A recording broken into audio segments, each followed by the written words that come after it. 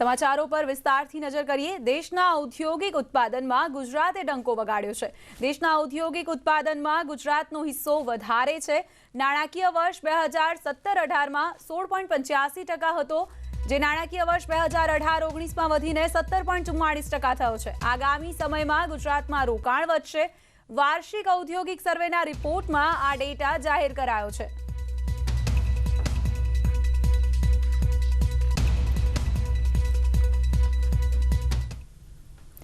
દેશભરના ખેડૂતો માટે સારા સમાચાર છે। કેબિનેટે એમએસપી વધારવાનો નિર્ણય કર્યો છે। 7 વર્ષમાં ખેડૂતો માટે કેટલાક નિર્ણયો લેવામાં આવ્યા હોવાનું કૃષિ મંત્રીએ જણાવ્યું।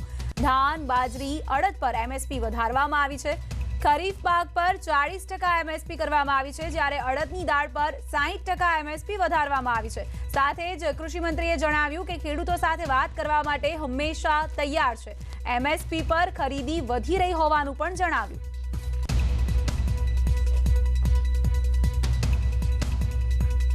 धान जो सामान्य स्तर का है उसका भाव अभी 1868 रुपया था और अब 21-22 में ये 1940 रुपया हो गया। इसमें 72 रुपये प्रति कुंटल की बढ़ोतरी है, जो 50% से अधिक है।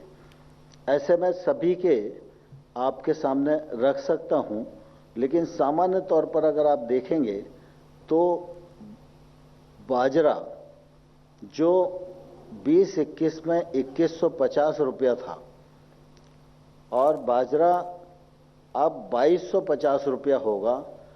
100 रुपये की प्रति कुंटल की वृद्धि है। अगर प्रतिशत में देखेंगे तो ये 85% की बढ़ोतरी है।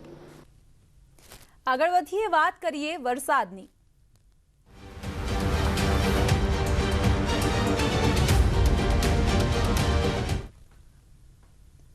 ગુજરાતમાં ચોમાસાનું વિધિવત આગમન થઈ ગયું છે। હવામાન વિભાગે સત્તાવાર જાહેરાત કરી। વલસાડ સુધી પહોંચી ગયું છે ચોમાસું। રાજ્યમાં ચોમાસાનો 6 દિવસ પહેલા જ પ્રવેશ થયો છે। આવતીકાલે દક્ષિણ ગુજરાતમાં ભારે વરસાદની આગાહી કરવામાં આવી છે। વલસાડ અને નવસારીમાં ભારે વરસાદની આગાહી કરવામાં આવી છે। દાદરાનગર હવેલીમાં પણ વરસાદની આગાહી કરવામાં આવી છે। 3 દિવસ અન્ય વિસ્તારોમાં છૂટાછવાયા વરસાદની આગાહી કરાઈ છે। આગામી 5 દિવસ દરમિયાન માછીમારો માટે ચેતવણી જાહેર કરવામાં આવી છે। 30 જૂન સુધીમાં સમગ્ર રાજ્યમાં ચોમાસું સક્રિય થઈ શકે છે।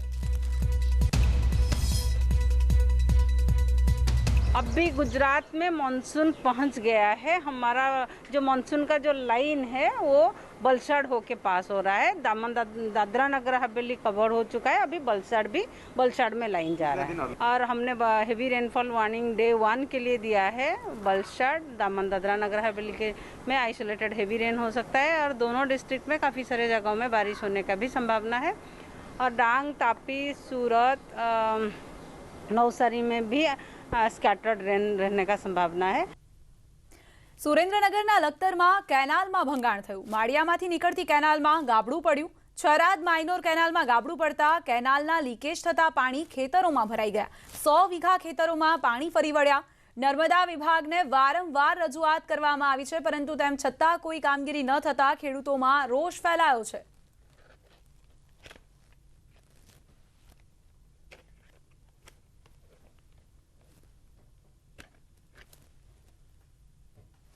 ખેતરમાંથી છારદ શાખાની માઇનોર કેનાલ નીકળે છે, તેમાં ગાબડું પડતા અમારા ખેતરની અંદર પાણી ભરાઈ ગયું છે અને જ્યારે ખેડ કરવાનો ટાઈમ આવે ત્યારે ખેતરમાં પાણી ભરેલું હોય છે અને અમે ખેડ કરી શકતા નથી। અધિકારીઓને અનેકવાર રજૂઆત કરવા છતાં પણ કોઈ પણ આનો નિકાલ આવતો નથી। કેનાલમાં ગાબડું પડવાથી આખું ખેતર પાણીમાં ભરાઈ ગયું છે। આ રિપેરિંગ કરવા માટે અવારનવાર અરજી આપી પણ કોઈ અધિકારીઓ ध्यान આપતા નથી। છેલ્લી અરજી મેં 25/3/2021 આપેલી છે અને ફોનથી વોટ્સઅપથી કાયમ આ ખેતરમાં પાણી ભરાઈને મેસેજ આપી તોય કોઈ અધિકારી ध्यान આપતા નથી। મહત્વના સમાચાર મળી રહ્યા છે। ગુજરાતમાં નિયંત્રણોને હળવા કરવામાં આવ્યા છે। કોરોનાને લઈને જે નિયંત્રણો મૂકવામાં આવ્યા હતા તેને હળવા કરાયા છે। 11 જૂનથી નિયંત્રણોને હળવા કરવામાં આવ્યા છે। સીએમની અધ્યક્ષતામાં જે કોર કમિટીની બેઠક મળી હતી તેમાં નિર્ણય કરાયો છે। રાજ્યના તમામ ધાર્મિક સ્થળો ખુલ્લા રાખવામાં આવશે। દુકાન અને જે વ્યવસાય છે તે પણ સાંજે 7 વાગ્યા સુધી ખોલી શકાશે. આ જે નિયંત્રણો હળવા કરવામાં આવ્યા છે તે 11 તારીખથી લાગુ પડશે, એટલે કે હવેના પરમ દિવસથી આ નિયમો લાગુ પડશે. સહયોગી ગીતા મહેતા જોડાઈ ગયા છે વધુ જાણકારી સાથે. ગીતા, નિયંત્રણોને હળવા કરવામાં આવ્યા છે, કઈ કઈ વસ્તુઓમાં છૂટછાટ આપવામાં આવી છે, જણાવશો વિસ્તારથી?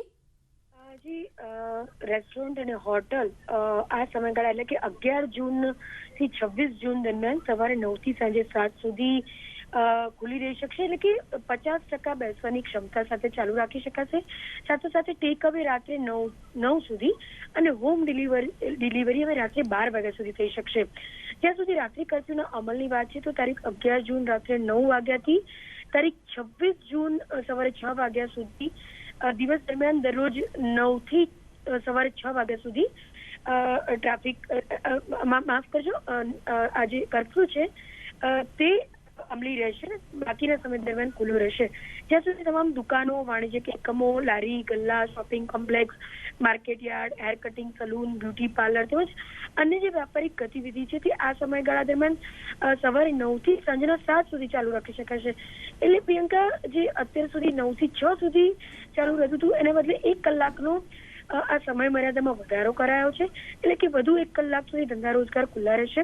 જ્યાં સુધી વાંચન લાઇબ્રેરીની વાત છે ત્યાં સુધી બેઠક ક્ષમતાના 50% સુધી વાંચન લાઇબ્રેરી ખુલ્લી શકશે. સાથે સાથે બાગ બગીચા પણ સવારે 6 થી સાંજે 7 સુધી ચાલુ રાખી શકાશે. જિમ્નેશિયમ પર 50%ની કેપેસિટી સુધી આજે કર્ફ્યુ ખુલ્લો છે તે દરમિયાન ચાલુ રાખી શકાશે, પરંતુ SOPનું પાલન આવશ્યક બની રહેશે. સાથે સાથે જે વિદ્યાર્થીઓ વિદેશના અભ્યાસ માટે જરૂરી ટોફેલની એક્ઝામ આપી રહ્યા કે IELTSની એક્ઝામ આપવાના હોય તેવા વિદ્યાર્થીઓના હિતને ધ્યાનમાં રાખીને હવે આ પરીક્ષાઓ પણ SOPના સંપૂર્ણ પાલન સાથે યોજવાની છૂટછાટ આપવામાં આવી છે. સાથે સાથે હવે રાજકીય, સામાજિક એટલે કે સામાજિક કાર્યક્રમ જેમ કે બેસણું હોય કે ધાર્મિક કાર્યક્રમો હોય, સાંસ્કૃતિક કાર્યક્રમો હોય તે પણ 50 વ્યક્તિની મર્યાદામાં SOPના પાલન સાથે જે સમયગાળો કર્ફ્યુ મુક્તિનો છે તે સમય દરમિયાન યોજી શકાશે. સાથે સાથે જે ધાર્મિક સ્થાનો છે તે જાહેર જનતા માટે હવે ખુલ્લા રાખી શકાશે, પરંતુ એક સમયે એક સાથે 50 થી વધુ દર્શનાર્થીઓ એકત્રિત ન થાય તેમજ SOPનું અવશ્યપણે પાલન થાય તે સુનિશ્ચિત કરવાનું રહેશે. બસ સેવાની વાત કરીએ તો બસ સેવાઓ અને ST બસ જેવી કે પબ્લિક બસ સર્વિસ 60% પેસેન્જર ક્ષમતા સાથે ચાલુ રાખી શકાશે. જી બિલકુલ ગીતા, આભાર આપનો અમારી સાથે જોડાવા માટે અને આ તમામ જાણકારી માટે. તો રાત્રિ કર્ફ્યુમાં કોઈ છૂટછાટ નથી આપવામાં આવી, તે સમય તેમનો તેમ જ રાખવામાં આવ્યો છે. જીમ 50% કેપેસિટી સાથે ખોલવામાં આવશે. બાગ બગીચા સવારે 6 થી સાંજે 7 વાગ્યા સુધી ખુલ્લા રાખવામાં આવશે. ST બસ પણ 60% કેપેસિટી સાથે હવે રૂટ પર દોડતી જોવા મળશે. જો કે મહત્વની વાત છે કે રાત્રિ કર્ફ્યુમાં કોઈ પણ પ્રકારની છૂટછાટ નથી આપવામાં આવી. રાત્રિ કર્ફ્યુનો જે સમય છે તે એ જ પ્રમાણેનો રહેશે. ત્યાં કોઈ જ છૂટછાટ નથી આપવામાં આવી. વિદેશ અભ્યાસ માટે જે વિદ્યાર્થીઓ જવા ઈચ્છે છે તેમને પણ છૂટછાટ આપવામાં આવી છે. પરીક્ષાઓને લઈને તેમના માટે છૂટ આપવામાં આવી છે. તો મહત્વનો નિર્ણય કરવામાં આવ્યો છે. જે કોર કમિટીની આજે બેઠક મળી હતી તેમાં આ નિર્ણય લેવામાં આવ્યો છે. કોરોનાના કેસમાં જે રીતે ઘટાડો જોવા મળી રહ્યો છે, દિવસે ને દિવસે કોરોનાના કેસ હવે ઘટી રહ્યા છે, રિકવરી રેટ પણ વધી રહ્યો છે, ત્યારે નિયંત્રણો હળવા કરવામાં આવ્યા છે. આ વર્ષે ચોમાસું સારા હોવાની આગાહી હેઠળ આંતરપાક વાવેતર વિસ્તારમાં વધારો થાય તેવી શક્યતા છે, જેમાં ખેડૂતો ચોમાસુ પાકોની સાથે સાથે આંતરપાકનું પણ વધુમાં વધુ વાવેતર કરી શકે તે હેતુથી કેન્દ્ર સરકારના કૃષિ વિભાગ દ્વારા ખાસ આયોજન કરવામાં આવ્યું છે. ખેડૂતોને પ્રોત્સાહન મળી રહે તે હેતુથી નેશનલ ફૂડ સિક્યોરિટી મિશન અંતર્ગત ખેડૂતોને પ્રતિ એકર દીઠ 4 કિલોગ્રામ મગનું બિયારણ નિઃશુલ્ક આપવાનું આયોજન કરાયું છે. આ માટે મહેસાણા જિલ્લાને 5000 કીટ આપી દેવાઈ છે. ચાલુ સાલે કેન્દ્ર સરકાર તરફથી નેશનલ ફૂડ સિક્યુરિટી મિશન કઠોર આંતરપાક યોજના અંતર્ગત જિલ્લાને 5000 મગ બિયારણના કીટ ફાળવેલ છે. જે ખેડૂતો ખરીફ 2021ની અંદર આંતરપાક તરીકે મગનો જો પાક લેવાના હોય તેવા ખેડૂતોને પ્રતિ એકરે 2 કીટ આપવાની જોગવાઈ છે, વિના મૂલ્યે આપવાના છે. બોટાદ જિલ્લાના ખેડૂતોના હાલ બેહાલ થયા છે. સૌપ્રથમ કોરોના અને ત્યાર પછી વાવાઝોડું અને હવે ડીઝલના ભાવમાં વધારો થતાં ખેડૂતોના માથે વધુ એક આફત આવી પડી છે. ડીઝલમાં ભાવ વધારાને કારણે ખેડૂતોએ હવે પરંપરાગત બળદથી ખેતી કરવા માટે મજબૂર બન્યા છે. ગઢડા તાલુકાના પાટણા ગામના ખેડૂતોની વાત કરીએ તો આ ગામના ખેડૂતો હવે ફરી પાછા બળદગાડા સાથે ખેતી કરતા નજરે પડ્યા છે. તેનું મુખ્ય કારણ છે સતત વધી રહેલા ડીઝલના ભાવ અને સાથે સાથે બિયારણ, દવાઓ અને ખાતરના ભાવો, જેના કારણે ખેડૂતોને ખેતી કરવાનું પોસાઈ શકે તેમ નથી. હાલ પાટણા ગામના ખેડૂતો ટ્રેક્ટર જેવા સાધનો મૂકીને બળદગાડા સાથે ખેતરમાં ખેતી કરતા જોવા મળી રહ્યા છે. અત્યારે તો ડીઝલનો ભાવ 90 આજુબાજુ પહોંચી ગયો. એમાં ડીઝલ અત્યારે પહોંચાય એમ જ નથી, ટ્રેક્ટરથી ખેતી થાય એમ જ નથી, એટલે બળદને ગાડાથી ને હવે જે છે એ હાંકાવવું પડે એમ છે. ખેતી ભાઈ આ તો વરસાદ વધારે પ્રમાણે બરાબર, એટલે ટ્રેક્ટરના સાધન મળ્યા નહીં અને ડીઝલના ભાવ વધારે પડતા છે, એટલે આપણે પોસાતું નથી ખેતીમાં ડીઝલ, અને ભાવ ખેડૂત પાસે વધારે લઈએ ટ્રેક્ટરવાળા. અત્યારે ડીઝલના ભાવ હોવાથી ટ્રેક્ટરમાં પોસાય એમ નથી. ટ્રેક્ટર અત્યારે વીઘે 1200 રૂપિયાનો ખર્ચો થાય છે, દાંતી રોટી મારે, એટલે અત્યારે ખેડૂતનો સહારો પાછો બળદ આવ્યો. 21મી સદીમાં જ્યારે ખેડૂતો આધુનિક ખેતી તરફ વળી રહ્યા છે ત્યારે હવે પાછો ખેડૂતોને રોવાનો વારો આવ્યો છે, કારણ કે જે પ્રમાણે દિવસે ને દિવસે મોંઘવારી વધી રહી છે તેને લઈ કંઈક ને કંઈક ખેડૂતોમાં સતત ચિંતા જોવા મળી રહી છે.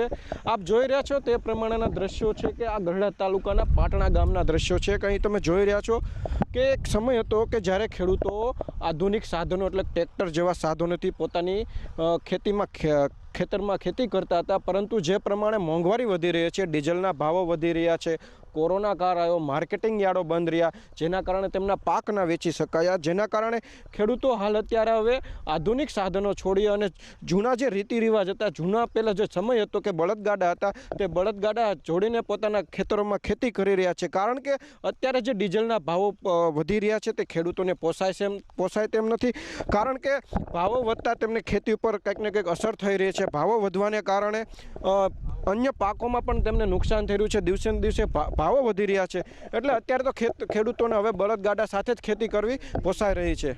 પ્રકાશ સોલંકી, ન્યૂઝ 18 ગુજરાતી, પાટણા, ગઢડા. સુરતમાં પેટા સામે વિરોધનો વંટોળ શરૂ થયો છે. સુમૂલ સહિત દૂધ સંઘોએ વિરોધ નોંધાવ્યો. પેટા પર પ્રતિબંધ મૂકવા માટે પીએમને પત્ર લખવામાં આવ્યો છે. વેગન મિલ્ક થકી ડેરી ઉદ્યોગને નુકસાન પહોંચાડવા માટે પીટા તરફથી હિલચાલ કરવામાં આવી રહી હોય તેવો પત્રમાં ઉલ્લેખ કરવામાં આવ્યો છે.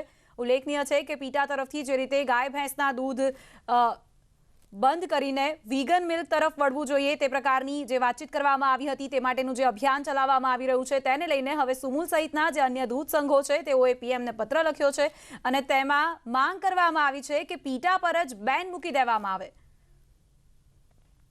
વેગન મિલ્કનો જે વિકલ્પ આપ્યો છે એનો અમે વિરોધ કરી રહ્યા છે અને એના અનુસંધાનમાં માનનીય વડાપ્રધાનને પત્ર લખીને આ જે પેટા ઇન્ડિયા સંસ્થા છે એની પર બેન મૂકી દેવામાં આવે, પ્રતિબંધ મૂકી દેવામાં આવે, અને ખાસ કરીને જે દૂધ ઉત્પાદનમાં સમગ્ર વિશ્વમાં ભારત પ્રથમ છે એની સામે જે એમણે હુમલો કર્યો છે, તાત્કાલિક ધોરણે આ સંસ્થા પર બેન મૂકવામાં આવે. બુલેટિનમાં આગળ જોઈશું અન્ય મહત્વના સમાચારો. હાલ રોકાઈશું એક વિરામ માટે.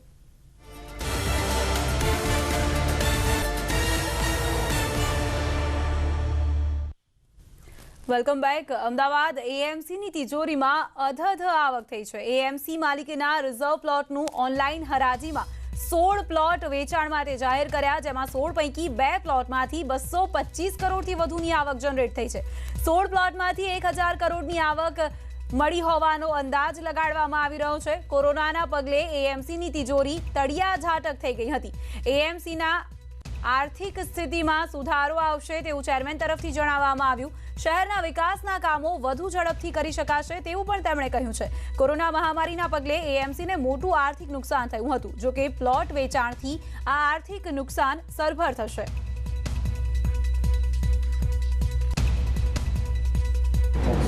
ઓપ્શન મૂકવામાં આવેલું હતું, એની અંદરથી 2 પ્લોટોનું વેચાણ થયું છે. અંદાજિત 225 કરોડથી વધુ રકમનો અમદાવાદ કોર્પોરેશનને અત્યારે હાલ વેચાણ થયું છે. બાકીના 14 પ્લોટો હજુ ઓપ્શન બાકી રાખે છે, તે આવનાર 1 માસનો સમય વધારવામાં આવ્યો છે. એ ઓપ્શનના આધારે કુલ 1000 કરોડથી વધુ રકમ અમદાવાદ કોર્પોરેશનને મળશે અને અમદાવાદની જનતા માટે વિકાસના કામોમાં વાપરવામાં ઉપયોગી થશે. મ્યુકરમાઇકોસિસના ઇલાજ માટે લસણનો ઉપયોગ કરી શકાય છે. ડોક્ટર્સ કહે છે કે લસણ ખાવું એ આરોગ્ય માટે સારું છે, પરંતુ મ્યુકરમાઇકોસિસના ઇલાજ માટે એક થેરપી તરીકે લસણને વાપરવું હોય તો તેના માટે તેના દરેક પાસાનો અભ્યાસ કરવો પડે.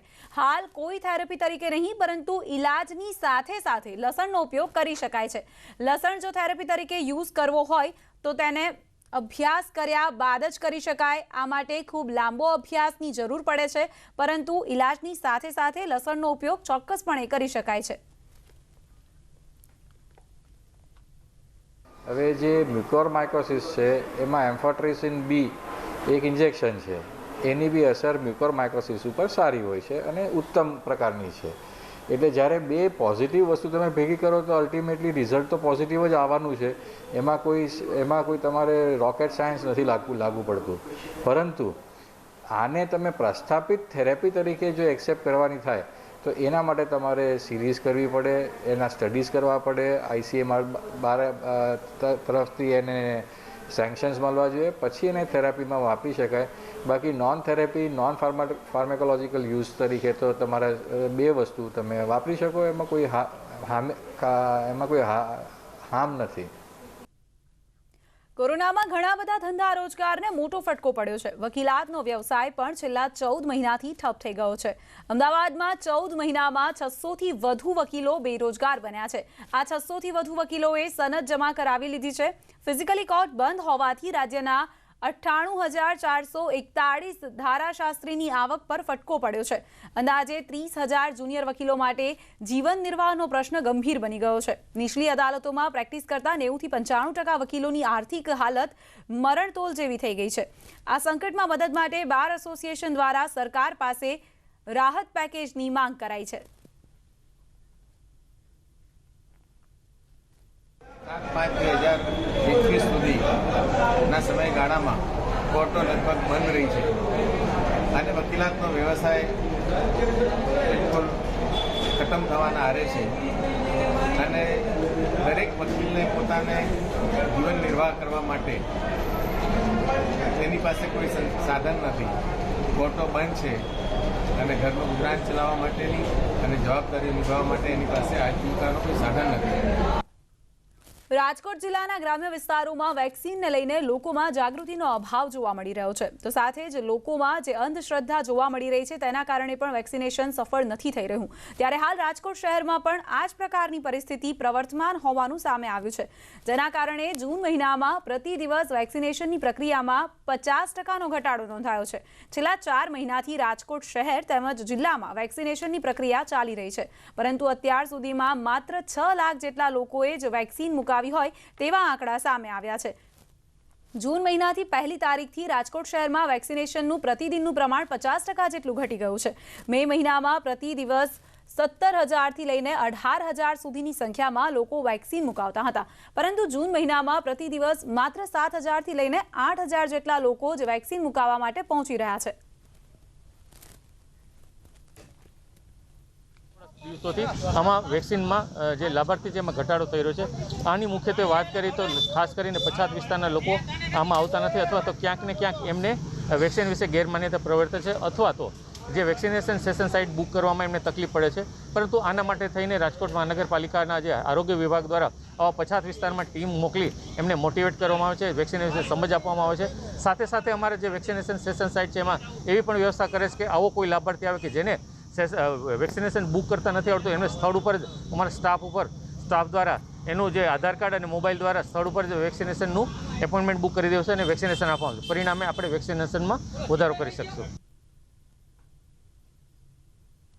તો આપ જે દ્રશ્યો જોઈ રહ્યા છો, આ દ્રશ્યો રાજકોટના મોરબી રોડ પર આવેલા વેલનાથપરા વિસ્તારના છે.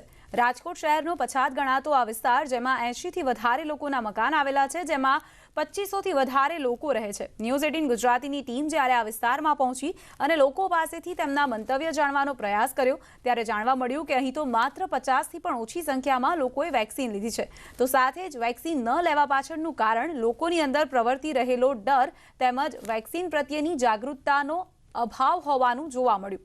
માત્ર 0.5% જ અત્યારે હાલ વસ્તી એવી છે કે જેમણે વેક્સિન મુકાવી છે. રાજકોટ મહાનગરપાલિકા દ્વારા દાવાઓ કરવામાં આવી રહ્યા છે કે વેક્સિન મુકાવવા માટે તેમની ટીમ જુદી જુદી જગ્યાએ ફરીને લોકોને સમજાવી રહી છે. આ વિસ્તારની અંદરમાં આશરે 800 થી 900 મકાન છે અને 2500 થી 3000 વસ્તી છે. અને આ વિસ્તારની અંદરમાં હજી હું તમને વાત કહું ને કે 1% પણ વેક્સિન, કદાચ 0.5% વેક્સિન કોઈ લીધી હોય તો વાત અલગ છે, કોઈ હજી વેક્સિન નથી લીધી. લોકો વેક્સિન લેવાથી ડરી રહ્યા છે. શું કે નાના મોટા જે આ ફૂગના કારણો આવ્યા છે કે ભાઈ દવા પીવાથી જેને કોરોના થયા અને પછી ડૉક્ટરોના અંદરાંદરી લપવું થાય કે ભાઈ આમાંથી ફૂગ થાય છે કે આમાંથી આ રિજેક્શન આવે છે, એટલે એના કારણે લોકો ખૂબ ડરે છે અને ખૂબ તકલીફ છે. અહીં કોઈ કહેવા જ નથી આવ્યું કે વેક્સિન લેવાથી શું ફાયદો થાય કે આ ફાયદો થાય વેક્સિન લેવાથી, તો કોઈક લે, કોઈ પબ્લિકને કોઈ સમજાવવા જ નથી આવ્યું. બરોબર છે, એમાં કેવી રીતે લગભગ 700 ઘર છે, એમાં કોઈને કોઈ આવ્યું જ નથી કહેવા કે ભાઈ તમે વેક્સિન લો તો આ ફાયદો થાય, રોગ અટકી જાય, એવી સલાહ તો આપવી જોઈએ ને કોઈકને. કોઈ સલાહ આપવા જ નથી આવ્યું. મને એકને ખબર હોય કે હાલો આ વેક્સિન લેવાથી ફાયદો કે નથી ફાયદો, બીજા પબ્લિકને સમજાવવા આવવું પડે ને. હું એક લેવું, હું એક સાજી થાવ એવું ન હોય. બધાનું સારું ઇસ્યુ છે. અહીં કોઈ નેતા, કોઈ અધિકારી કંઈ આવતા નથી. આ કોરોનાની નોકરી માણસ ન હોય તો કોઈ દેવા લેવા કંઈ આવતા નથી. કોઈ પબ્લિકની કાંઈ ધ્યાન રાખતા નથી. બરાબર, વેક્સિન આની બધું કહેવા આવે તો અમને સમજણ પડે, પણ દવાખાને જઈને માણસ ફેલ થઈ જાય એટલે બીકના મારે જતા નથી પબ્લિક. ડુપ્લિકેટ રેમડેસિવિર ઇન્જેક્શન બનાવવાના કેસમાં ક્રાઇમ બ્રાન્ચે મોરબીથી 2 મુખ્ય સૂત્રધારોને ઝડપી પાડ્યા છે અને તેમને કોર્ટમાં રજૂ કરી 11મી સુધીના રિમાન્ડ મેળવ્યા છે. મેડિકલના સાધનો વિદેશમાં એક્સપોર્ટ કરવાના ધંધામાં લોકડાઉન વખતે 24 લાખ રૂપિયાનું દેવું થતા મુખ્ય સૂત્રધાર કૌશલ વોરા અને પુનિત શાહે રેમડેસિવિર ઇન્જેક્શનનું ડુપ્લિકેશન કરવાનું શરૂ કર્યું હતું.